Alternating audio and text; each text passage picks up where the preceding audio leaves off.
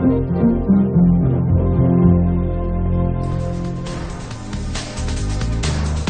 afternoon and welcome to your lunch primetime news. For the Newsfirst team, I'm today Gunasena, and let's now take a look at the headlines.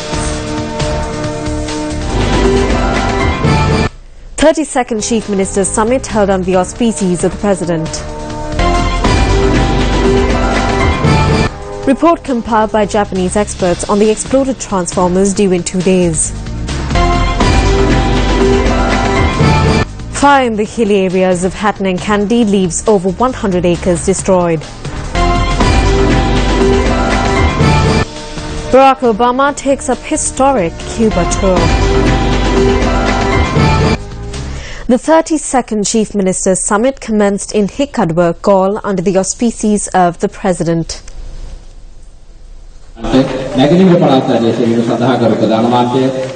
The Chief Ministers Summit this time around focuses on the southern province. The summit will see the participation of the Chief Ministers of the 9 provinces of the country. The previous Chief Ministers Summit took place 3 years ago in the Uva province. This is the first Chief Ministers Summit since President Maithripala Sirisena assumed office. Chief Minister of the Southern Province, Sean Vijayalal de Silva, is the chair of the summit this time around.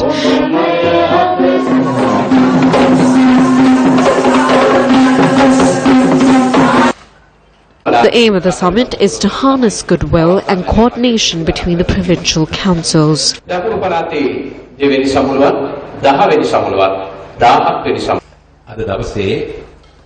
According to our reporter, a media briefing is scheduled to be held following the discussions with the participation of the Chief Ministers.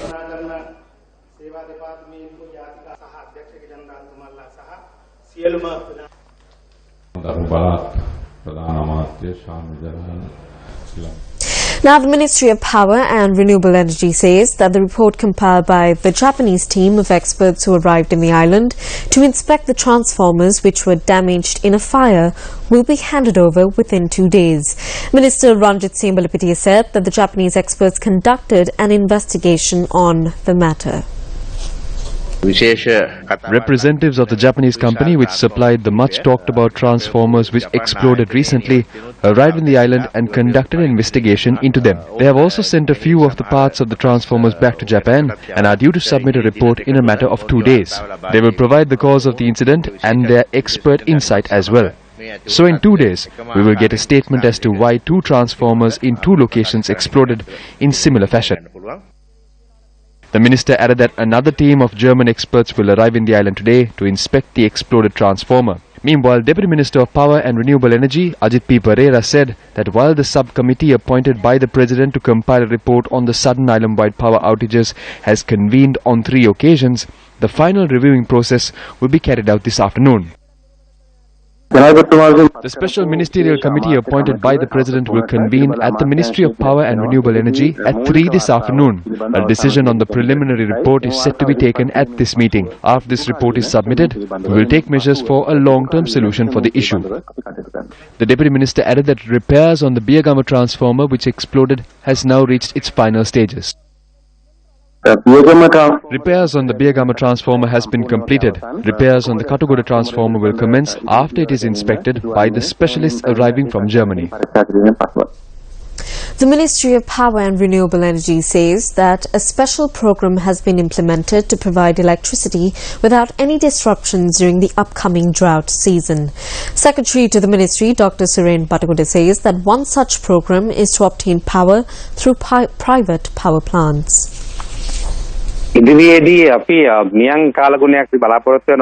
are expecting a drought weather condition in the coming future. This will force us to limit power generation from the Mahaveli hydropower complex. So we have initiated a few programs to provide an uninterrupted power supply. One such program has not been initiated as yet. There are several private power stations in the country in areas such as Amripitiya, Puttalam, Matara and Horana which have reached the final stages of their agreement and was used to generate power from before the Norochale coal power plant was constructed. So we have made a request to obtain power from these power stations as well as from the generators of major factories and hotels if the need arises. So in the event of a drought season, We are ready to provide the general public with an uninterrupted power supply.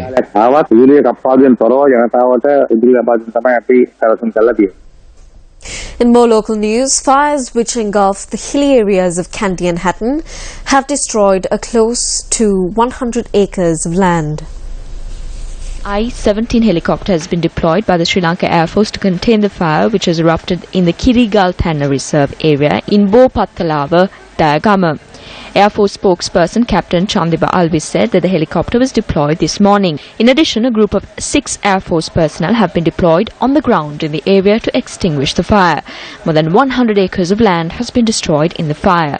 Meanwhile, 2 teams of around 60 Army personnel have been deployed to douse the fire which broke out in the Kandy-Hatton mountainous areas last night. However, according to our correspondent, the fire was not extinguished even until 10 a.m. this morning as no one had responded to the fire. The fire has destroyed close to 25 acres of land. The police opened fire on a van in Uninterruptible early this morning when the driver failed to heed orders to pull over. The police arrived at the scene of a crime around 2:30 this morning where a group had broken into a wine store in the Unakahadeni area in Vatapitivala, Nitambua, and were loading the liquor into a van. As the group had fled the scene, the police fired shots at the van in the Urapula area for ignoring orders to pull over. Our correspondent said that after the shots were fired, the van veered off the road and toppled. However, no individuals were injured. Police have commenced investigations into the location of the suspects. Cecile Kalevala has been further remanded until the 28th of this month. The order was issued after she was produced before the 4th Magistrate Court today. Cecile Kalevala was arrested for defrauding 5 billion rupees of depositors' money at the Golden Key Credit Company. A marsh crocodile which was found in the garden of a house in the Madavalagama area in Hidogama was captured by the occupants of the house and wildlife officials yesterday. The marsh crocodile, which was found in a well in a garden in Hidogama, Anuradhapura, was found around 8 feet in length. The occupants of the house suspect that the reptile may have come from the Madavalagama lake. Wildlife officials, along with residents of the house, took steps to recover the crocodile back to land.